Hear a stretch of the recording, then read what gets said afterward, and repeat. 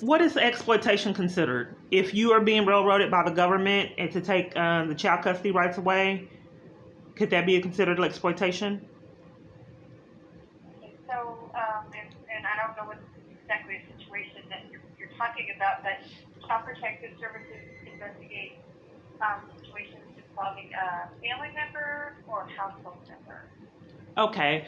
Well, false statements were made by her dad, Michael Cage, to the courts, and he's claiming that he didn't make the statements. Well, he don't know of he made statements of false. Did a protection order of 2018 and order of protection, and I have recorded messages where he's saying he don't know why he did it. So I've had a lot of people sabotage my rights as a parent. I made 20-something reports and have never got a call from anyone giving me the update of the reports, ever. You made reports to CPS. to where? CPS. What's the policy when a parent makes a report? They do CPS ignore it? So just there's a lot of things that go into that, but if it's something that is that they determine is going to be investigated, we all work for the same agency, but I think it takes. I don't work for Child Protective Services, so the policy, as far as that's something that's actually online on our website, as far as how an investigation is actually conducted. Well, I wouldn't imagine that a parent that is reporting abuse on their child, CPS would be negligent enough to not respond to 20-something reports and then threaten the police when you go in person and won't give names. Is CPS contributing to the abuse? I'm sorry, because I'm having a hard time. Your call's a little bit muffled. So it's muffled. Okay. Yes, so what I'm questioning is CPS. I could not imagine CPS not getting back with me for 20-something reports. Is CPS contributing, Child Protective Services contributing to some malfeasance, some abuse and corruption? Why would they threaten the police? Well, here's the thing, that's part of abuse, no matter who it is. Okay, so what I can do, if you have concerns about staff, what staff have done as far as the agency, they're employed by the agency, we do have an office in consumer relations that I can give you. Yes, I've called regarding that, but I would think that this would be a part of child abuse. If CPS is covering for the abuse of my daughter, that's a state jail felony. And I don't know why I can't report that to the line.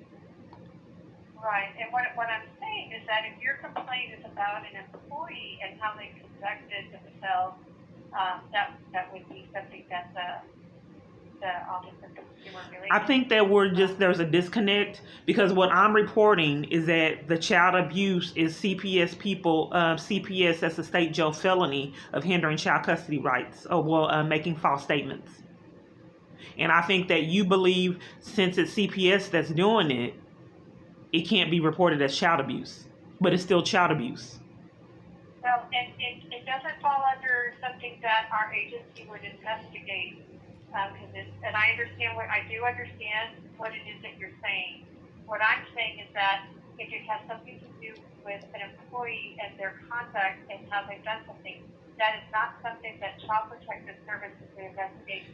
Well, no, what I'm saying is there's a conspiracy to hinder my child custody rights as a parent. I was very close to my daughter, and I miss her dearly, and I have this wealthy abuser that is sabotaging my child custody rights because he knows that will hurt me. But the disconnect is because I don't believe that a man should be able to bribe CPS and multiple entities to keep me away from my child. So he has bribed CPS workers and has a lot of power that he's able to abuse. I don't understand why I've made 20-something reports and never have received a follow-up call on what has happened regarding my report. Ever. And I understand. I understand what you're saying. And I would go in person and have been in person, but they threatened the police, and the police have came to intervene. So I just really don't know how long this is going to go on, ma'am. I've been begging for help for years. I really don't know how long people are going to continue to get away with this. My daughter has, whenever I'm able to speak, she's had meltdowns and breakdowns of missing me, have been in tears, and then the phone was hung up when she was crying because it was being monitored. She had a meltdown in person, was told that she was going to get sent to CPS, that they were going to come pick her up. No one seemed to be bothered about the pain and suffering me and my child is going through and have been through, especially CPS.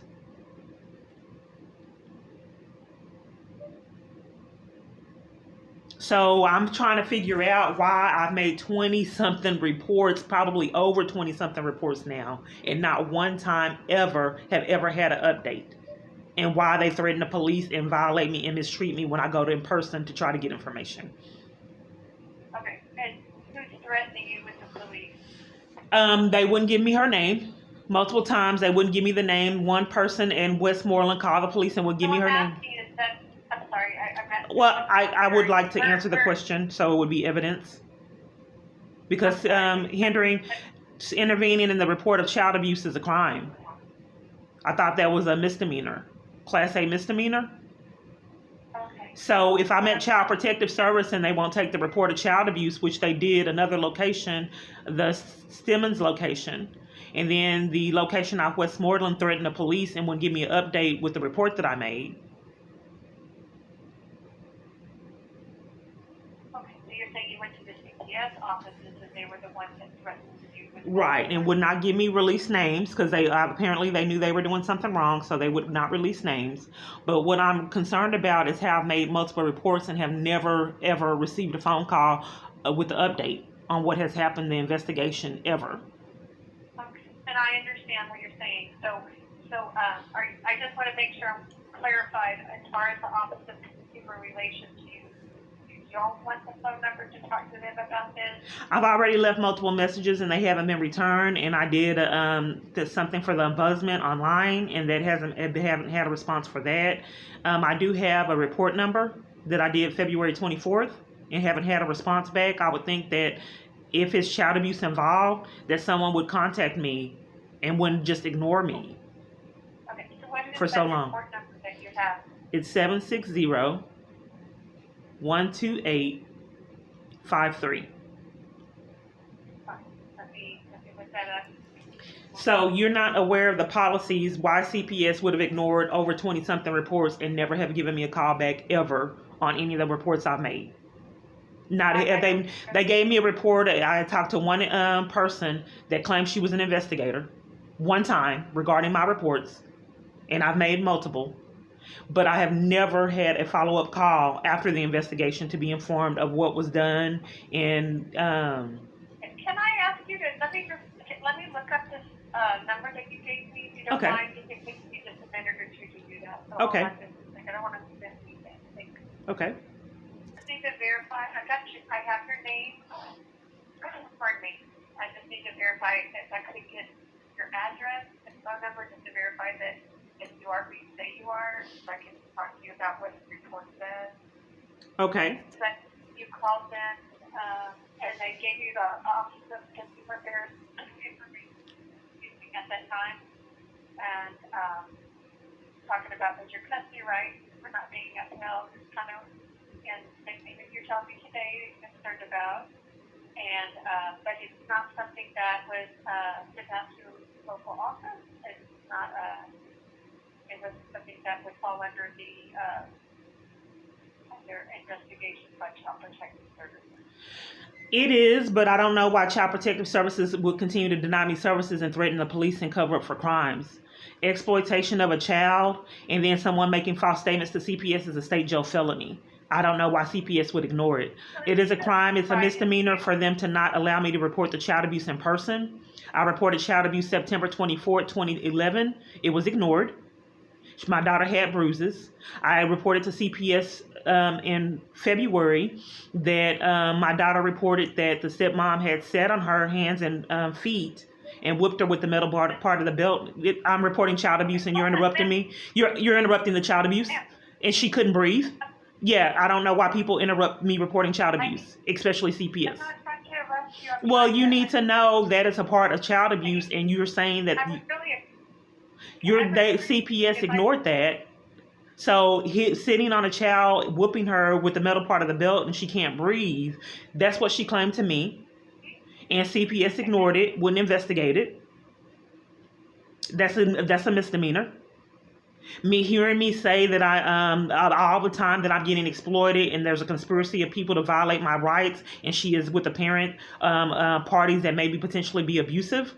Hearing me state that over and over, and it to consistently get ignored by CPS, Child Protective Services, that is a form of abuse, which is a misdemeanor.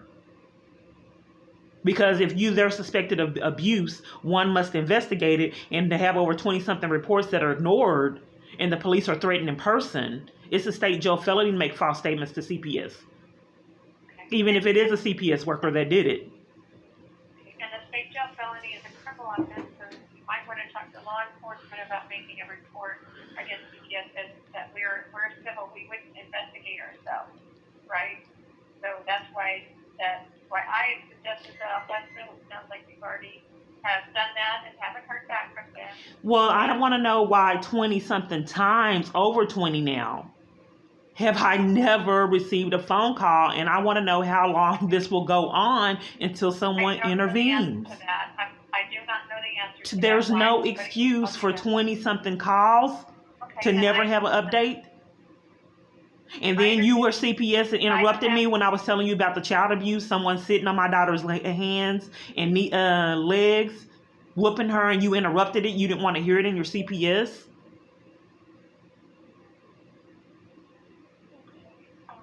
When did that incident occur where she was sitting on? That was February 2018, and the caseworker did the same thing, ignored it. Multiple parties are covering for the abuse and to keep me away from my child in this household that she had been subjected to. The police department's covering for it. Anything possible to keep me away from my daughter. Anything.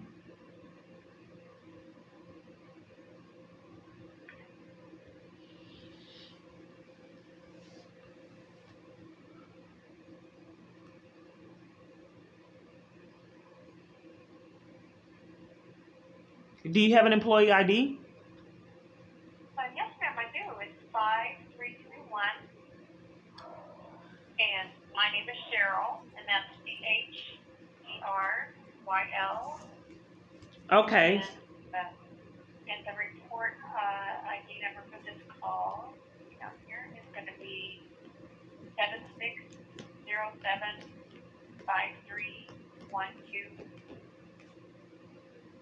76075312. Is there an excuse in your mind as for all of the calls to never have be given an update? Am I supposed to get a letter? Am I supposed to get a call to let me know that it was, and I'm the parent, that it was investigated over 20-something times? Right, and I don't have an answer for that. Like I said, I work for the same agency, but I don't do child protective services, so I'm not familiar with what. Okay, well, is it typical for when a person does a report to not get a response? Is that a normal thing? I don't know the answer to that. I don't know. Especially over 20-something, no responses. Okay. All right. So I don't know what else I could help you with. I don't know what else I can do either, ma'am. I just really hope someone intervenes in this chaos that's went on long enough. I don't know who I'm really calling with my phone and why this has been getting ignored so long, and I get the mistreatment of the ignored reports. Just ignoring it. Over 20-something reports. Not one call to let me know what happened or one letter. Nothing. And then mistreatment when I go in person. It's unbelievable. But okay, ma'am. Thank you. I've been going through this for years. Okay. All right, then. Thank you. Bye-bye. Bye.